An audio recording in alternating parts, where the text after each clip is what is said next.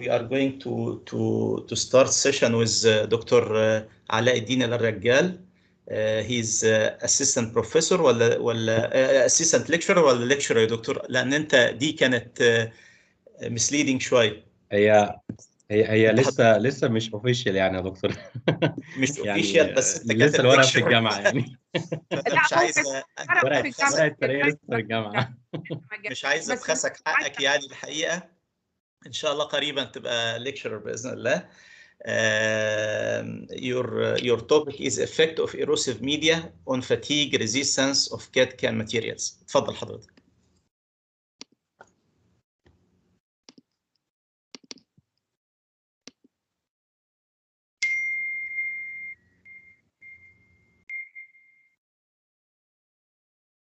ثانيه بس انا بحاول اعمل شيرنج. اتفضل. هو مش ظاهر حاجه صح؟ لا مش ظاهر. تمام كده؟ ايوه تمام. Good afternoon, dear professors, doctors, and colleagues. Let me introduce myself. My name is Alaaeldin. I'm an assistant lecturer at Conservative Dentistry Department, Faculty of Dentistry, Alexandria University, Egypt. I'd like to acknowledge with high gratitude my ex-PhD supervisor, Professor Nicholas Silikas at the University of Manchester, the head of dental school, for listing this research topic for me. The topic is addressing the effect of erosive media on fatigue resistance of CAD/CAM materials. Dental erosion could be defined as the hard tissue tooth loss due to exposure of acids coming out from non-bacterial origin. According to the sources, these acids could be classified into extrinsic, like those found in the beverages, or intrinsic, like the gastric HCl, as a manifestation of some of the systemic disease, like the bulimia nervosa or gastroesophageal reflux disease. The exposure of tooth structure to these acids might lead to gradual loss of the anatomy and loss of the contour and the function as well. The prevalence of dental erosion in our countries could reach up to 30%, including Egypt. The growing trend of biomimetic biomodulation concept in minimally invasive restorative dentistry has been accompanied by paying more attention to the CAD/CAM materials available in the market that serve these purposes in the best manner and provide promising results to the patients who have become more well educated about the importance of naturally looking for the teeth, yet with the highest mechanical properties. They can be milled and shaved in order to restore back the anatomical contour for the eroded teeth and restoring back the function, retaining the optical properties as well. However, due to the difference in the chemical nature, the effect of erosive media on them is still unknown, and because they have different chemical composition, it's hypothesized that they would interact differently with the acid-containing media. However, this hypothetical interaction hasn't been yet tested and verified. That's why the aim of the current study was to evaluate the effect of different acid-containing media, which is here, the gastric HCl, the white wine, Coca-Cola as a fizz drink, or citrus fruit like the orange juice, on the fatigue resistance of 4 types of CAD/CAM materials: the monolithic partially stabilized zirconia, lithium disilicate glass ceramic, polymer infiltrate hybrid ceramic, and finally nanohybrid resin composite. Reliable analysis was mandatory in order to assess the reliability of the material, to indicate how these materials might behave in the clinical performance. An isomet precision saw was used to section the CAD/CAM blocks at its targeted dimensions of 17 millimeters times 4 times 2, following the ISO standards for the material testing for flexure strength. Except for zirconia group, they were milled at a higher dimension in order to compensate for a later 20% centering volumetric shrinkage. This is how the direction of the sewing, so that in one way then the blocks were flipped, and then the obtained bars underwent after that either sintering or crystallization or nothing, depending on the material type. They were all mirror polished and then immersed into different erosive media. But we've got here 4 different erosive media: the gastric HCl, white wine, Coca-Cola, and orange juice, while the artificial saliva served as a control group. All the bars were received in an incubator at 37 degrees for a whole of 24 hours, representing the worst erosive protocol of subjecting to dental materials. The method employed scanning electron microscope images were obtained, flexure strength, surface roughness, and cyclic fatigue. Random sample from each group was gold-plated, and then a secondary electron image was obtained at 2000 magnification, while a surface roughness profilometer stylus contact traveled to 5 mm length along the specimen in order to calculate the arithmetic average RA value parameter in microns. The average of 5 readings were counted as 1 reading per specimen. This custom-made device was used in order to test half of the specimens for the initial flexure strength testing. Each bar was mounted on that custom-made device, which was designed by Prof. Abishley and already published in one of a previous recently published article last year. The maximum load to failure was recorded at a speed of 0.5 mm per minute till failure of the specimen. Then the flexure strength was calculated, while the rest of the specimens underwent cyclic fatigue, 1 million cycle at a load of 15 Newton in a water filled container. That's followed by the calculation of the residual flexure strength after the fatigue and for the rest of the specimens. After checking the normality of the data, the surface roughness, the parametric tests were employed here. For this surface roughness, 2-way ANOVA was used, and for the flexure strength, 3-way ANOVA was used. For the results, the surface topography showed almost similar pattern for all of the groups, indicating that the erosive media didn't significantly change the surface topography of the material in terms of zirconia. For the IPSMX CAD, which is the least disilicate ceramics used in the current study, a still similar pattern was found, except for the wave-like structure or surface topography of the HCl group. A similar pattern as well was found for the resin composite, which is the example here, the granule blocks. While for the V-dynamic, as an example for the hybrid ceramic, it showed the worst surface topography, so lots of gross loss of the material, and porosity, craters, and grooving were found, especially in the HCl and white wine Coca-Cola groups. Surface roughness, according to the 2-way ANOVA results, there was statistical significant difference, but the effect size of the partials squared was mainly, this significance was due to the material type rather than the employment of the different erosive media. So the effect size reached 0.59, while for the erosive media as an other independent variable, it reached 0.06 with no significant. For the initial flexure strength, the highest values were found for zirconia, followed by the Emax CAD, and the lowest for the V-dynamic. And interestingly, the resin composite scored higher mean initial flexure strength than the V-dynamic. Similar pattern was found for the residual flexure strength for the other half of the specimens after the fatigue. However, there was statistical significant reduction in the flexure strength for the zirconia group and the Emax group, which was not found for the V-dynamic or granule blocks. According to the 3-way ANOVA, effect size, mainly the significance was due to the material type, followed by the fatigue as an independent variable, and the lowest was for the erosive media, 0.102.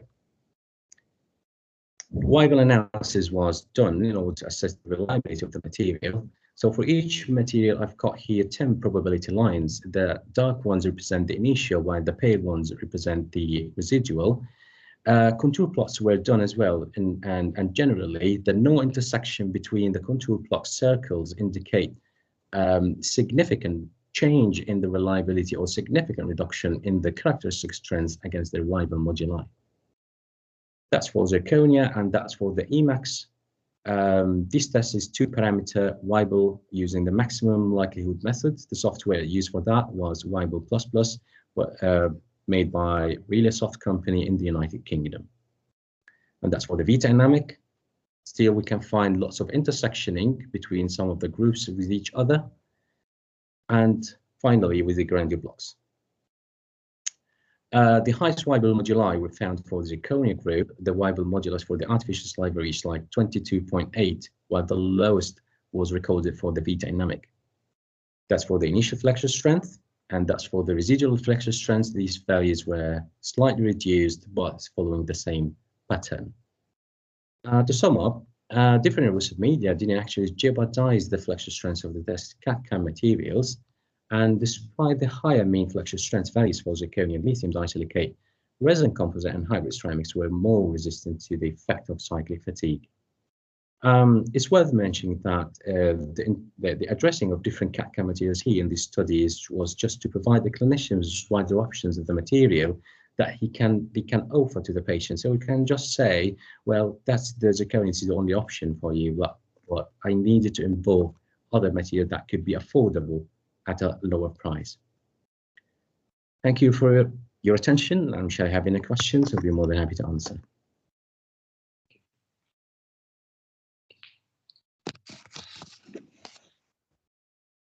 Thank you, Dr. Thank you, Dr. Alaa, for your nice presentation, excellent presentation. الحقيقة رجعتيني للأيام الجميلة اللي احنا عشناها في مانشستر. الحقيقة يعني ذكريات لا تنسى الحقيقة. ف يعني أشكرك على إن أنت رجعتنا للهارد وورك اللي احنا عملناه هناك. فبالتوفيق إن شاء الله. Thank you very much. Question, يعني we open question for the panel. Please, Dr. حمدي، اتفضل حضرتك. دكتور علاء الدين، very nice presentation. تمام. Thank you. بس انا خد بالك بقى، انا لا يهمني المكان اللي اتعمل فيه ولا البرزنتيشن. تمام. انا بقيم whatever I have. عندنا لا عندنا يا دكتور حمدي اتعمل عندنا. لا ده مش فاهم. regardless المكان، regardless البرزنتيشن، انا بقيم اللي موجود قدامي. اوكي، فمعلش استحملني. تمام. طبعا في ضمن البرزنتيشن بتاعك في some sort of contradicting data بالنسبه لي. تمام. الريزلت بص كده، انت مطلع اولا في حاجه عندنا بنسميها rationale of study. اوكي، عشان اطلع effective zirconia، تمام، لازم احط الماتيريال اللي هيتحط فيها هيدروفلوريك اسيد. تمام، لان انا لو حاططها في artificial saliva زي ما انت حاطط، او حاطط الماكسيمم بتاعي الجاستريك سوليوشن، do you believe in a long term zirconia will be affected by this? And this is your results, is it? Okay. معايا دكتور؟ Yes, I'm following. It's from rationale of study. Okay. أنا بحط materials. Okay. أنا عارف highly believe that zirconia will not be affected by gastric solution. Okay. فبالنسبة للراشونال أنا عندي مشكلة هنا في الراشونال. Okay. الريزلتس بتاعتي مع الكونكلوجن is totally conflicted with each other. اوكي، في البرزنتيشن بتاعك وانت بتعمل دلوقتي اديت حاجه بتدي 2 واي انوفا وحاجه بتدي 3 واي انوفا. اوكي، وانت في ليكتشر what is the other factor you added for that؟ تمام، انا عندي 2 واي انوفا you have 2 variables. 3 way ANOVA you have 3 variables. What is the new variable you added to your study? Yes, thank you for your question. With regards to your first one about zirconia, that I'm predicting that it's not going to be affected. Actually, there is low thermal degradation. Zirconia can be affected by just water on a long term. But what I'm addressing here is the effect of erosive media, whether that could affect the material in terms of mechanical properties, which is in here, or the resistance to the fatigue. Yes, we can say, I'm predicting that, but we can't know for sure unless we do the experiment itself. For the second question about the two-way ANOVA for the surface roughness, actually the two-way ANOVA here was employed because we've got just two independent variables, which is number one, the material type, number two is the different erosive media. For the three-way ANOVA, I added another factor, which is the cyclic fatigue. So you mean the time? I needed to know the effect of, yes, cyclic fatigue, independent variable. This is the third independent variable which affected the flexure strength. Yeah, That was Dr. Ilham, sorry, Doctor. Yes, that wasn't very clear why he used one time two-way and then three-way. Totally second your opinion. You just needed to make it more clear.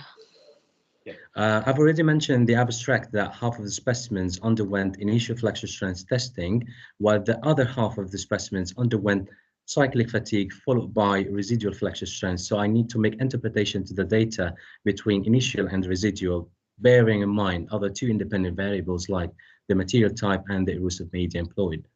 That makes them 3. دكتور علاء معلش سامحني اخر سؤال بقى اللي اساله لك اوكي Yes, you mentioned that we built test which mentioned the reliability. What do you mean? What is reliable or unreliable?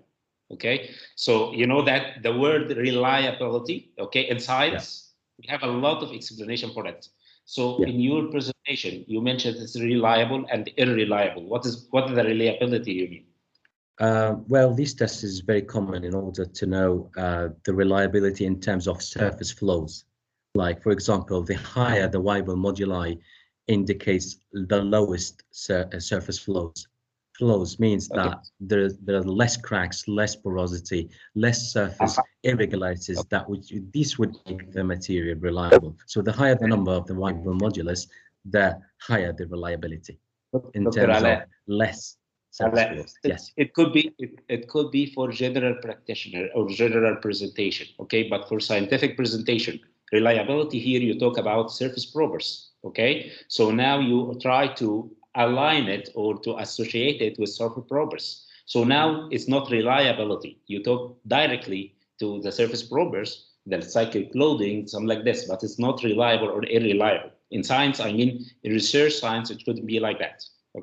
So this is only, it's very nice presentation, it's very nice, well-designed study, but maybe you have some points to add, to improve it a little bit, Maybe it come to the clinical significance if you do it as a randomized clinical trial, it would be amazing. Yes, definitely. Yes, I agree with you. Thank you very much.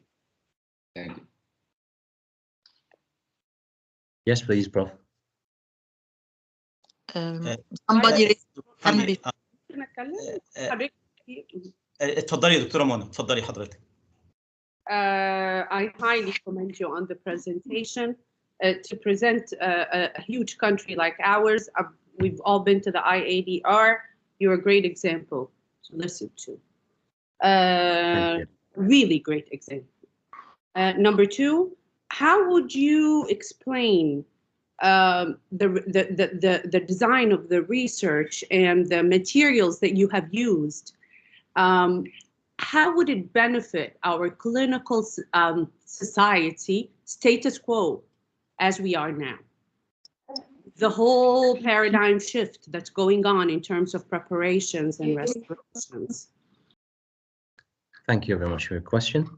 I just believe that the growing trend of the biomimetic bioemulation concept in minimally restorative or minimally invasive restorative dentistry, that's been accompanied by paying more attention to the CAD/CAM material that serve these purposes in the best manner and provide the promising results to the patients who have become more well educated about the importance of the natural looking for the teeth and still yet looking for the durability and beautiful color and still affordable dentistry. That's why I use the CAD/CAM materials rather than direct fillings in my study, because this is what's growing now, and this has been growing recently in all aesthetic dentistry. So the clinician can simply not just provide the patient with just one option to go for, that this is the only option and you have to pay like that amount of money for it, but actually I provided a wide variety of the available CAD/CAM materials in the market to see whether this can serve the purposes of the patients and satisfy their needs. My last question would be, how would you explain that the Vita Enamic, well, it did prove a little bit lesser in terms of figures and numbers than the composite resin that you have used. How would you explain this? Yes, thank you very much. That was an excellent question. Surprising result that. Yeah. Well, it was against my prediction that how can the hybrid ceramic be weaker than resin composite, but I believe that, to be honest, I don't believe in hybrid ceramics because this is a glass matrix which is infiltrated by a less weaker material, which is the polymer here, which weaken the material. It's not like the same concept of alloying metals together, which intersect the molecular arrangement of it. But here we're speaking about glassy matrix that were further weakened by a weaker material, which is the resinous material. However, in the other hand, if we're speaking about resin composite, it's a homogeneous material that been manufactured under isostatic conditions by the manufacturer, make it more like less flows within the material itself.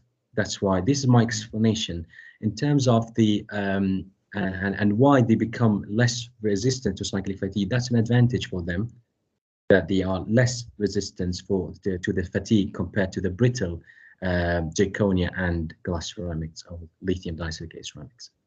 I would probably give you one advice. If you do not become the candidate of this session, do present this again in the Africa Health Con or the AIDC, but add Vita Suprinity. Yes, okay. Because it's a hybrid thing. So excellent, thank you.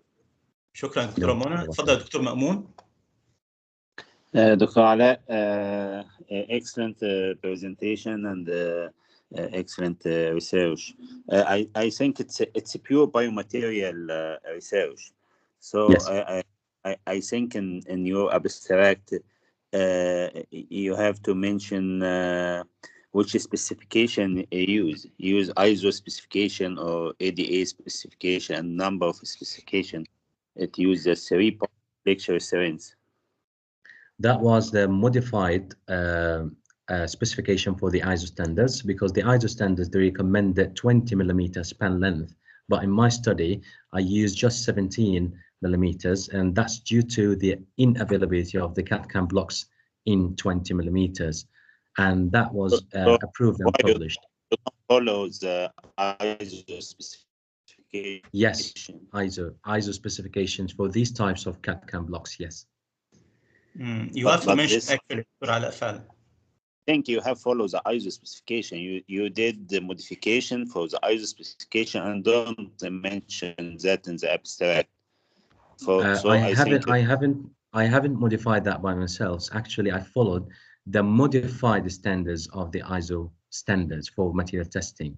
So the ISO standards for material testing, they recommend 20 millimeter, but there is another published paper.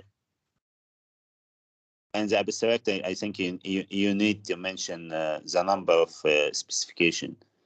Okay, thank you. تفضلي دكتورة إنسانية. Thank you, Prof. Mohammed. Thank you very much, Dr. Alaa, for the excellent presentation and the excellent research work. I have a question, if you don't mind, please. Why you decided to go for 24-hour storage time? Is there any clinical relevance for this time point to choose? Thank you for that question. Basically, the ERUSA protocol among the literature are quite wide, and they've been applied for the dental enamel to be as low as like centrifugal forces of 200 rounds per minute, and just for 2 minutes for 5 successive days with 1 hour lag.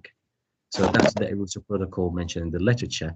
And in another literature, another published article, they mentioned that like the worst exposure to the ERUSA media was 16 hours, which I increased to 24 hours just to make it the worst.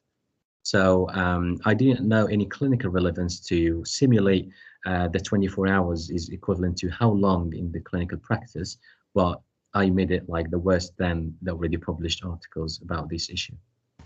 Because most of the published articles about the erosion was due to the enamel erosion or the teeth erosion, not the CAD/CAM materials erosion. Thank you. Prof. Ilham, تفضلي حضرتك. Thank you, Dr. Alaa, for your presentation. And I would like to ask you about 2 things.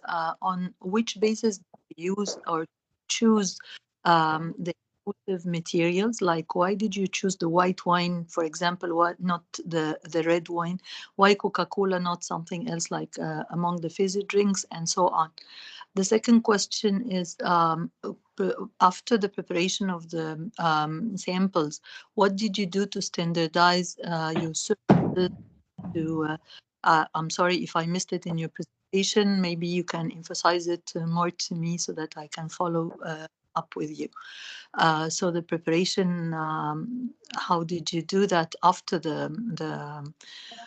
what did you do after the separation of the samples. And the third is to continue on Professor Insanaya's question, like the storage time, the intermittent storage is an actual example of erosive exposures. It's not a continuous exposure because it could yield a completely different result. So why did you keep on using or immersing them for 24 hours rather than intermittent applications? Thank you for your questions. In terms of the first question about the selection of the erosive media, I tried to choose the most popular among the community. With regards to the white wine, it has been already proved that it has a severe erosive effect and it's more acidic compared to the red wine, and that's very familiar to be used in the UK. So I just applied that as an external thing. It's not a popular thing in Egypt, but it's very common to be used in the United Kingdom. So I just selected one beverage that of the alcohols that could be acid containing. In terms for the Coca-Cola, this is like Coca-Cola or Pepsi or something else. I just can't introduce all of them in one research. So I just took one example, like the most popular thing that can be consumed by every person in the community. So, and that's the cheapest available in the market. So I chose that one. And for the orange, Egypt is very popular about the citrus fruits all around the year, and everyone can drink the citrus fruits. So especially the orange. So I wanted to investigate whether the consumability of these oranges might jeopardize the material in the long run or its mechanical properties. That's for the first question. For the second one, about the preparation. On the first question. Yeah.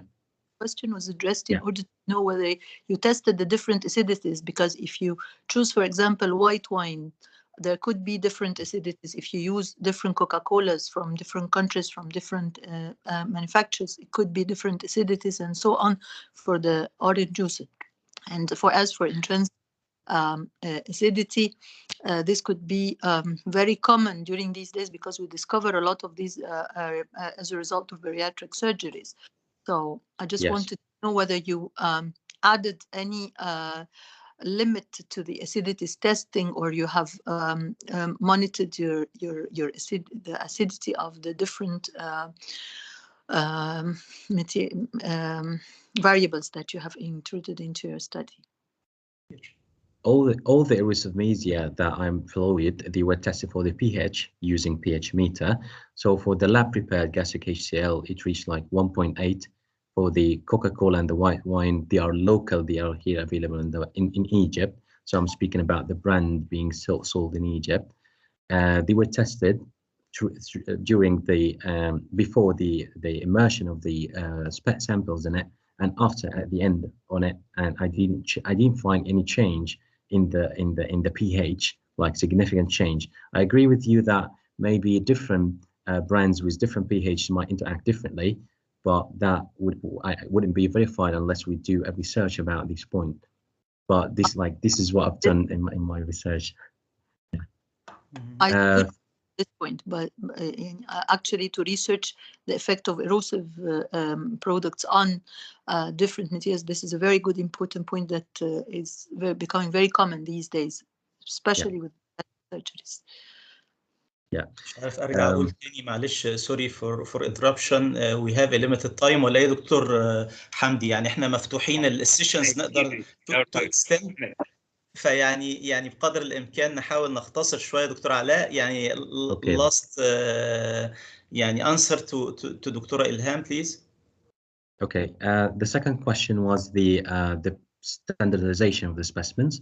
So basically all of the specimens were sectioned and milled at a targeted dimensions of 17 millimeter long and 4 millimeter width and 2 millimeter in thickness using the isomet precision. So that's applied for all of the material except for the zirconia, because they will undergo after that 20% sintering shrinkage. So they were milled at a higher dimensions to compensate for a later 20% shrinkage.